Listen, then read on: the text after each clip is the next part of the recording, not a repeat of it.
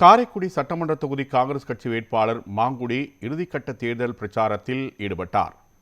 அவருடன் நமது செய்தியாளர் பாலமுருகன் நடத்திய கலந்துரையாடலை தற்போது பார்க்கலாம்.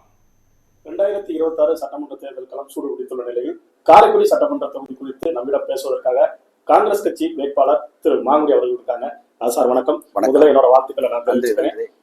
இப்ப இந்த 2026 தேர்தல் களம் எப்படி இருக்கு உங்களுக்கு? 2026 தேர்தல் களம் வெற்றி களமாக இருக்கின்றது.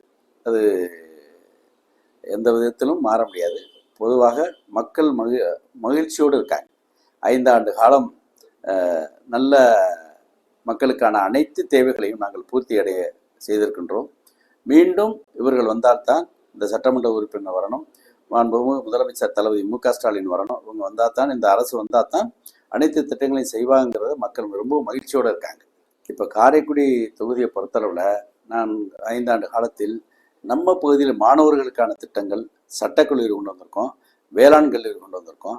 வேலைவாய்ப்பு இல்லாத வெளி பகுதிகளில் வேலைக்கு செல்கிறாங்க அப்படிங்கிறத முதலமைச்சரிடம் சட்டமன்றத்தில் கோரிக்கை வச்சதன் அடிப்படையில் இங்கே ஒரு டைடல் பார்க், ஏறக்குறைய ஒரு 1000 இளைஞர்கள் வேலைவாய்ப்பு பெறக்கூடிய டைடல் பார்க் ஒன்றை நாங்கள் ஏற்படுத்தியிருக்கோம்.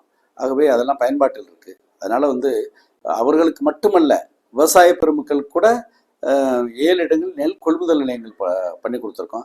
நிறைய இடங்களில் சமுதாய போர்வெல்கள் நடைபெற்றிருக்கு.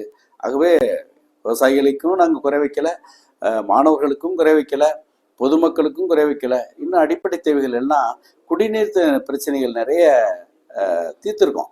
காவிரி கூட்டு குடிநீர் திட்டத்தின் மூலமாக நிறைய குடிநீர் பிரச்சனை தீர்த்திருக்கோம்.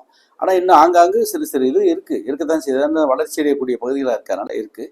அதை வருங்காலங்களில் நிச்சயமாக தளபதி மு.க. ஸ்டாலின் அவர்கள் தான் முதலமைச்சராக போகிறாரு. நம்ம அரசே இருக்க போது நிச்சயமாக என்னை சட்டமன்ற உறுப்பினராக மக்கள் தேர்ந்தெடுப்பார்கள்.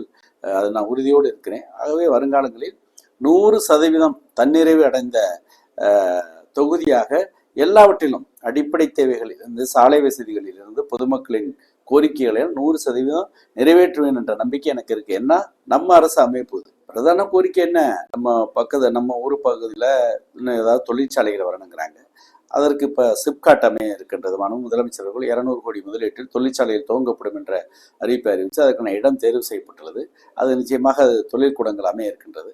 இன்னும் மக்கள்கிட்ட என்ன அடிப்படை தேவைகள் தெருவில் கேட்குறாங்க, குடிநீர் கேட்குறாங்க, சாலை வசதி கேட்குறாங்க. இவ்வளோதானே. இது ரொட்டீனாக நடக்கிறது தான். ஒரு சாலை போட்டிருப்போம், 5 வருஷத்தில் டேமேஜ் ஆகும், மறுபடியும் பண்ணணும். இது ஒன்றும் இது கிடையாது. இது அரசு அவ்வப்போது செஞ்சுக்கிட்டு வருது. நாங்களும் அந்த தேவைக்கேற்ப நாங்கள் பண்ணிக்கிட்டு இருக்கோம்.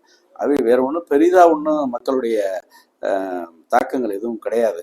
அதனால் இது ரெகுலராக உள்ளது கேட்குறாங்க.